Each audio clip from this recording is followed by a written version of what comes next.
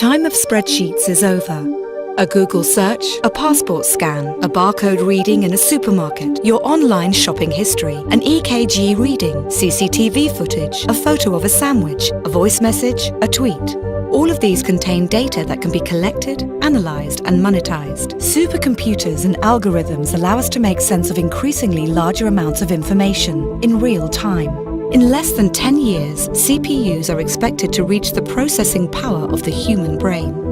A survey done by the Global Agenda Council on the Future of Software and Society shows that people expect artificial intelligence machines to be part of a company's board of directors by 2016. There is a good chance that in 15 years, your job is going to be performed by computers, since decisions once based on experience and intuition will be made through machine analysis of massive amounts of data.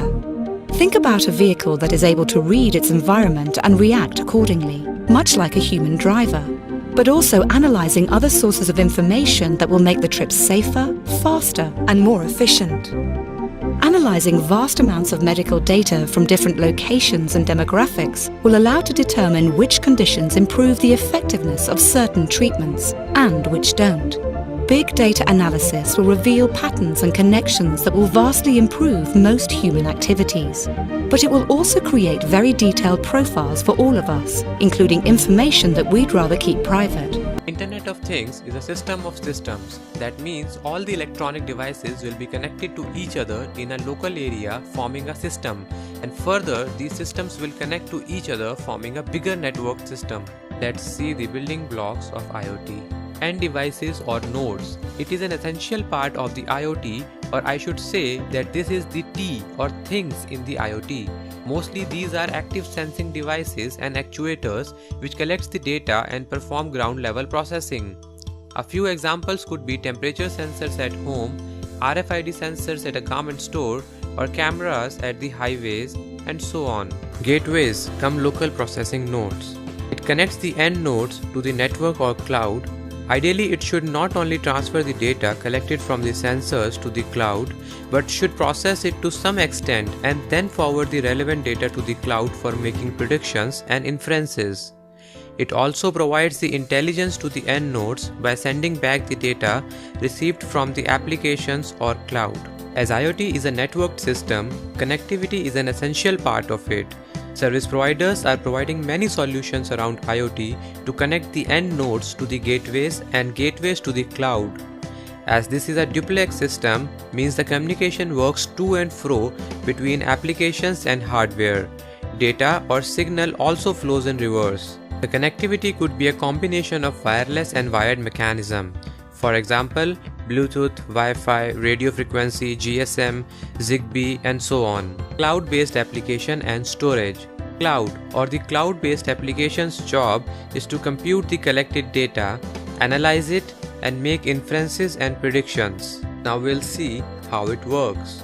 The various sensors or the end nodes collect the data from the field, provide it to the gateway or the local processing unit for a low-level processing and filtering. And then the gateway sends the same to the connected cloud for in-depth data analysis and to make inferences. The inferences drawn can be fed back to the sensor or end node and can also be sent to the business application for continuous improvement. The devices are connected via the internet all the while and can communicate seamlessly with each other so that they can make any real-time change as and when required. By 2022, it is expected that more than 1 trillion sensors will be connected to the internet. If all things are connected, it will shift the way we do business and use resources, and will eventually yield massive amounts of data.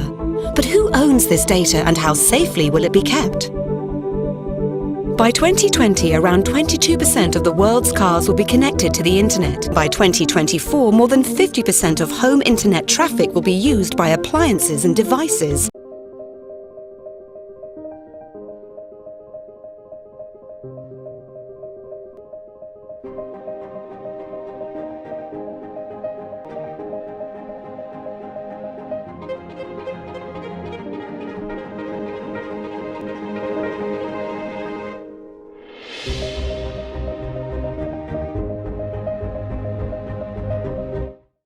What is cloud computing? You've probably heard the term cloud computing but never really understood what it meant. After all, what do clouds have to do with computers? One way to think about the cloud is to treat it as another word for online. So storing your data on the cloud is just another way of saying you store your data online. With web-based emails like Gmail or Yahoo Mail, your email sits on their servers and you can access it anywhere you have an internet connection. In other words, your email is on the cloud. So things like Gmail and Yahoo Mail could be thought of as email on the cloud. And it's the same for storing photos. In the past, you stored photos on your computer on your own hard disk, and if you lost your computer, you lost your photos. Now you have Flickr that allows you to store your photos online. Or in other words, it allows you to store your photos on the cloud. Email and photo storage are just examples of the many things we do online these days.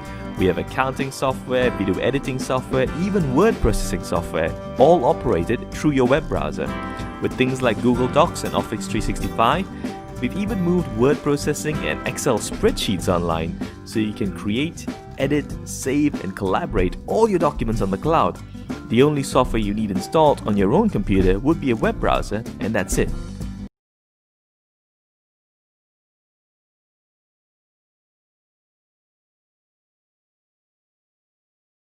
Modern technology allows people to communicate directly. Voice and video calls, emails, pictures and instant messages travel directly from A to B, maintaining trust between individuals no matter how far apart they are. When it comes to money, people have to trust a third party to be able to complete a transaction. Blockchain technology is challenging the status quo in a radical way. By using math and cryptography, blockchain provides an open, decentralized database of any transaction involving value. The uses of blockchain technology are endless. Some expect that in less than 10 years it will be used to collect taxes. It will make it easier for immigrants to send money back to countries where access to financial institutions is limited. Financial fraud will be significantly reduced, as every transaction will be recorded on a public and distributed ledger, which will be accessible by anyone who has an internet connection.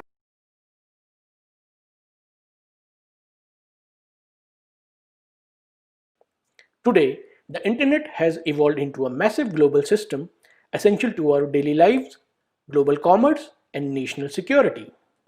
With technology advancing every day, our society is becoming more connected than we have ever been before. While these advances are making our daily lives easier, they are also adding extra risk to our personal information. Most people do not think about their identities getting stolen when they make an online purchase, check their email, or use social media. However, each time that you put your personal information on the internet, you are at risk of that information getting stolen.